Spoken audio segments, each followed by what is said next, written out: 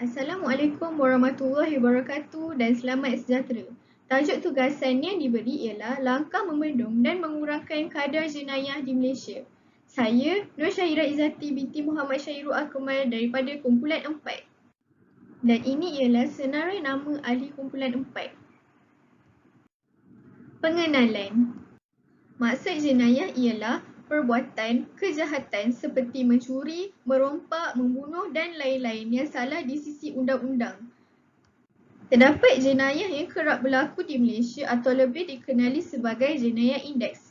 Jenayah indeks ialah jenayah yang kerap dilaporkan dan mempunyai signifikasi yang memadai untuk dianggap sangat mustahak sebagai petunjuk kepada keadaan jenayah. Keadaan semasa kes jenayah di Malaysia. Kes jenayah semakin meningkat dari tahun ke tahun. Pengarah Jabatan Siasatan Jenayah Komersial Bukit Aman berkata, jumlah kes jenayah komersial didapati meningkat sejak tahun 2018 hingga tahun 2020.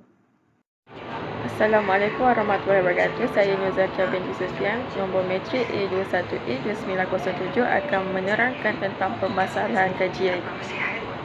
Permasalahan utama kajian ini adalah apabila berlaku peningkatan kadar jenayah di negara ini, tindakan yang dilakukan oleh pihak berkuasa sangat kurang berkesan. Oleh itu adalah mustahak untuk mengkaji langkah-langkah bagi membendung atau mengurangkan kadar jenayah di Malaysia, serta mengemukakan cadangan-cadangan yang lebih efektif dan berkesan bagi masalah tersebut dalam usaha menangani peningkatan kadar jenayah di negara ini. Masyarakat diminta memainkan peranan proaktif menyampaikan maklumat jenayah kepada pihak polis dalam usaha semua pihak membendung atau mengurangkan kadar jenayah. Sikap meletakkan semua tanggungjawab di bahu polis sepenuhnya perlu dikikis dan sebaiknya masyarakat perlu bekerjasama dalam menyampaikan maklumat untuk membendung kes jenayah di tempat masing-masing daripada terus menular.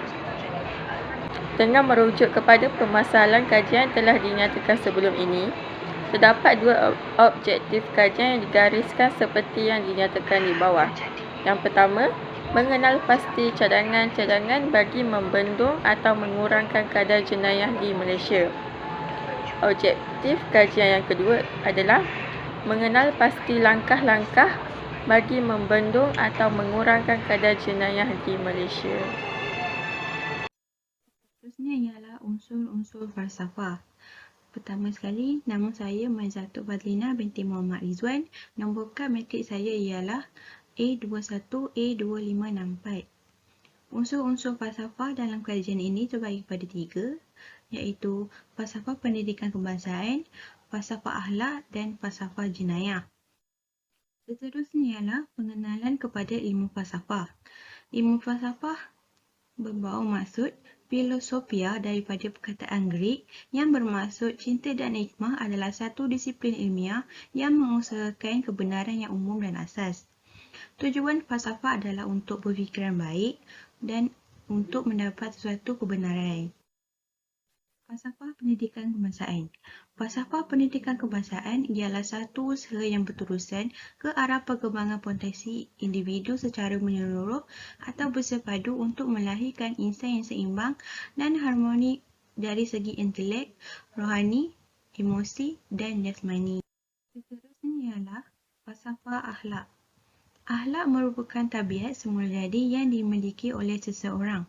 Falsafah akhlak membawa maksud pelbagai isu baik dan buruk mengenai adat, tabiat, susila, cara berfikir, sikap, agama dan semua faktor yang dapat mempengaruhi tingkah laku manusia. Dan akhir sekali ialah falsafah jenayah. Jenayah merupakan satu perbuatan yang menyalahi atau melanggar undang-undang. Dari segi Islam, falsafah ialah peraturan dan hukuman yang ditetapkan oleh Allah SWT. Contoh jenayah ialah seperti mencuri, merompak dan sebagainya. Nama sejahtera, nama saya Bishar Analaki Hariharan. Matrik saya A21A3172. Saya akan menerangkan berkenaan kaedah kajian. Maksud kaedah kajian. Kaedah kajian merupakan penggunaan kaedah saintifik secara formal dan sistematik untuk mengkaji masalah-masalah dalam bidang tertentu. Kaedah kajian dijalankan dalam menggunakan dua sumber, iaitu sumber data primer dan sumber data sekunder. Sumber data primer. Data primer merupakan jenis data yang dikumpulkan langsung oleh peneliti dari sumber utama seperti wawancara, survei, eksperimen dan sebagainya. Sumber data primer biasanya dipilih dan disesuaikan secara khusus untuk memenuhi atau persyaratan dalam sebuah penelitian. Hal ini disebabkan kerana suatu penelitian memiliki tujuan dan sasaran tertentu yang perlu diidentifikasikan dan spesifik. Jenis data primer yang digunakan dalam kajian ini adalah soal selidiki, iaitu Google Form. Definisi kata soal selidiki. Penggunaan soal selidiki dapat meliputi sampel yang besar dengan kuas yang rendah serta dapat memberikan hasil maklumat yang lebih tepat. Dalam kajian ini, soal selidiki secara maya atau lebih dikenali sebagai Google Form digunakan sebagai instrumen kajian. Google Form digunakan untuk mengetahui cadangan dan langkah-langkah membendung atau mengurangkan kadar jenayah yang paling efektif dengan memberi 5 pilihan atau aras untuk menjawab, iaitu sangat tidak setuju, kurang pasti, setuju, sangat setuju. Seterusnya, data sekunder. Maksud data sekunder ialah data yang diperoleh daripada sumber-sumber luaran seperti surat khabar, buku rujukan, laman seseorang dan lain-lain. Data sekunder merupakan sumber data yang secara tidak langsung melalui media pengantaran. Data sekunder pada umumnya dikenali sebagai bukti, catatan atau kajian lepas yang telah tersusun dalam arsip sama ada yang diterbitkan atau yang tidak diterbitkan. Jenis data sekunder yang digunakan dalam kajian ini adalah laman seseorang. Definisi kadar laman seseorang. Laman seseorang merupakan satu perantara maya untuk menjalinkan komunikasi sesama manusia secara global yang dikuasakan dengan teknologi internet dan multimedia. Selain itu, laman seseorang juga merupakan rangkaian komunikasi yang bersifat luas dan memudahkan proses pencarian maklumat. Melalui kaedah ini, maklumat tentang cadangan dan langkah-langkah membendung atau mengurangkan kadar jenayah di Malaysia dapat dicari dengan lebih mudah dan pantas. Seperti yang terdapat di dalam graf di atas, menguatkuasakan undang-undang mempunyai peratusan yang paling tinggi dalam membendung kadar jenayah di Malaysia, iaitu 85.2% responden yang sangat setuju dengan cadangan ini dan 14.8% responden yang setuju dengan cadangan ini. Seterusnya, cadangan memasang CCTV di tempat terperinci dan mewujudkan konsep bandar dan pekan yang selamat merupakan kedua tertinggi, iaitu 83.6% yang sangat setuju. Tetapi 16.4% responden setuju dengan cadangan memasang CCTV di tempat yang terperinci. Mewujudkan konsep bandar dan pekan yang selamat mencapai peratusan 14.8 responden setuju dan 1.6 responden yang kurang pasti dengan cadangan ini. Manakala, cadangan terakhir untuk membendung kadar jenayah di Malaysia ialah memperbanyakkan pihak berkuasa untuk memantau di kawasan berisiko dengan 72.1% yang sangat setuju dan 26.2% yang setuju dan akhir sekali 1.6% yang kurang pasti. Berdasarkan analisis data yang telah dikaji, 85.2% responden sangat setuju dengan mengenakan hukuman setimpal mengikut akta yang bersesuaian dan 14.8% responden setuju dengan langkah ini. Seterusnya, 4.9% responden kurang pasti dengan penjenayah perlu membayar kerugian kepada mangsa akibat perlakuan yang dilakukannya. Tetapi 72.1% responden sangat setuju dengan langkah ini dan 23% responden setuju.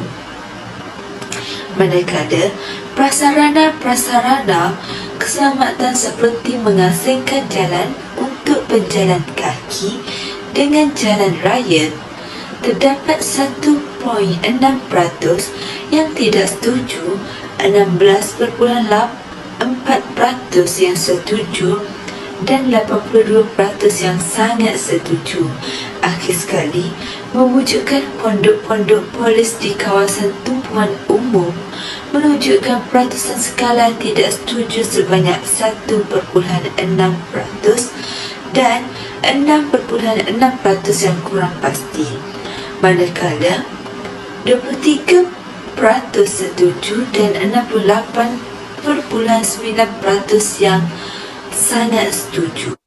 Melalui analisis data ini juga, responden memberi cadangan dan langkah-langkah dalam membendung kadar jenayah di Malaysia, antaranya pengenalan kepada isu jenayah dalam sukatan mata pelajaran di peringkat sekolah, memberikan didikan sejak awal, kerana pendidikan awal dari rumah menunjukkan perilaku seseorang itu apabila berhadapan dengan masyarakat. Yang ketiga, memperbanyakkan anggota polis atau askar bagi mengawal keselamatan negara. Yang keempat, menggubal undang-undang. Yang kelima, mempergiatkan aktiviti rondaan pada waktu malam. Assalamualaikum warahmatullahi wabarakatuh. Nama saya Muhammad Karakim bin Arisan. Nombor matriks A21 A2661 daripada kos SAR. Kita akan teruskan dengan cadangan dan langkah-langkah bagi mengatasi kadar jenayah di negara Malaysia. Cadangan pertama ialah dengan penguatkuasaan undang-undang. Dengan penguatkuasaan undang-undang, masyarakat akan lebih takut untuk melakukan jenayah kerana tindakan keras yang bakal dikenakan atas pesalah tersebut. Cadangan seterusnya ialah dengan pemasangan kamera litar tertutup ataupun CCTV di tempat yang terperinci. Pemasangan CCTV mampu membantu pihak berkuasa untuk memantau kawasan yang dikatakan sebagai kawasan panas, iaitu kawasan yang sering berlakunya aktiviti jenayah seperti mencuri maupun meragut. Seterusnya kita teruskan dengan langkah-langkah bagi mengatasi kadar jenayah di negara Malaysia. Langkah pertama ialah dengan mengenakan hukuman yang setimpal mengikut akta yang bersesuaian. Menurut Ahmad Ishraq, hukuman yang membabitkan kes jenayah juga perlu setimpal dengan perkara yang telah dilakukan oleh si pelaku. Langkah seterusnya ialah dengan mewujudkan konsep bandar dan pekan yang selamat. Program bandar selamat didefinisikan sebagai bandar yang bebas daripada pelbagai ancaman fizikal, sosial maupun mental. Sekian, terima kasih. Kesimpulannya, peningkatan kadar jenayah di Malaysia berada di tahap yang membimbangkan. Oleh itu, beberapa langkah dan cadangan dinyatakan dalam kajian ini. Dalam merealisasikan usaha bagi mengurangkan kadar jenayah di negara ini, masyarakat hendaklah memainkan peranan dalam membantu pihak berkuasa melakukan kes jenayah tersebut dengan segera sekiranya berlaku di kawasan mereka. Dengan ini, Malaysia akan semakin aman sekiranya terdapat kerjasama antara pihak berkuasa dengan rakyat Malaysia. Sekian sahaja daripada kami. Terima kasih.